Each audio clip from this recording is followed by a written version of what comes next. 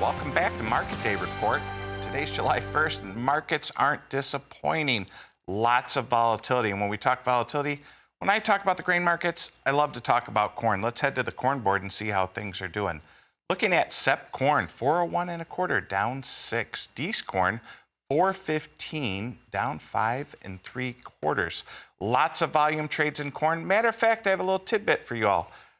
Last week, corn had its highest volume day since Ukraine war. Moving over to soybeans. SEP soybeans, 10.95, down 5.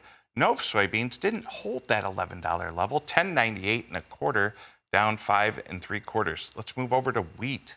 Border trade wheat. SEP border trade wheat, 5.79 and a quarter, up 5 3/4. Dees border trade wheat, 6.02, up 5 1/4. It's nice to see one of the grain complexes up.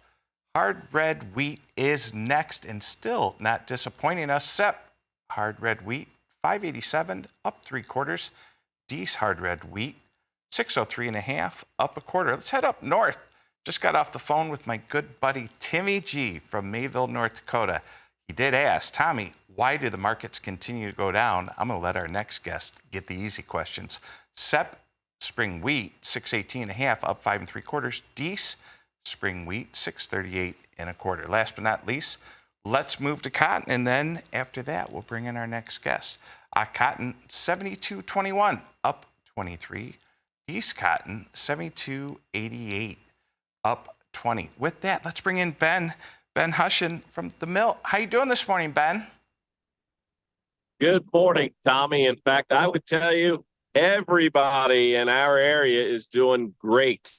Last week when I talked on Tuesday, we were in a dry, hot spell, continued hot right on through Saturday, and then the rain began. June 5th was the last time we had any decent amount of rain, more than a tenth, and we got anywhere from an inch to an inch and a half of rain. And I can tell you right up till Saturday evening when those thunderstorms rolled in, combines were rolling. In fact, I'm standing in a field here that was harvested right before that.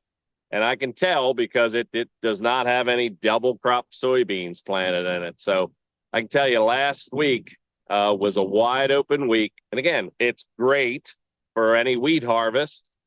And folks were telling us on the wheat harvest side, Tommy, that pretty much yields are down 20 to 25 bushel year over year.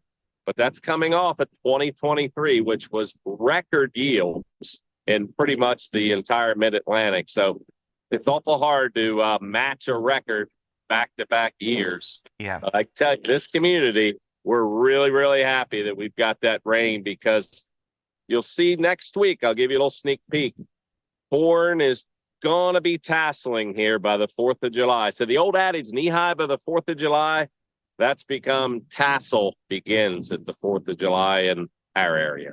Ben, it's just interesting to learn about all American agriculture.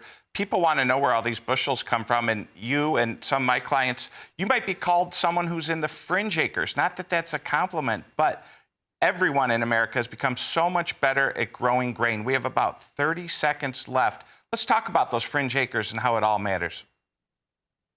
You know, it's interesting, Tommy, when I tell people that I work in Maryland and southern Pennsylvania, northern Maryland, southern Pennsylvania, they go, what kind of corn yields do you get? And they're expecting me to say 130 or 140, but pretty typical now. Expectations are 200 bushel or more on the corn side. And I can tell you, anybody that didn't see some 90 plus bushel on their yield monitor in a couple farms, they're disappointed, because 100 bushel on the wheat is the new number in this area that people expect to get. High management, but expect to get. Awesome. Ben, so nice to meet you. Ben Hushon, the mill, coming to us live. That is not a green screen behind you, correct, sir?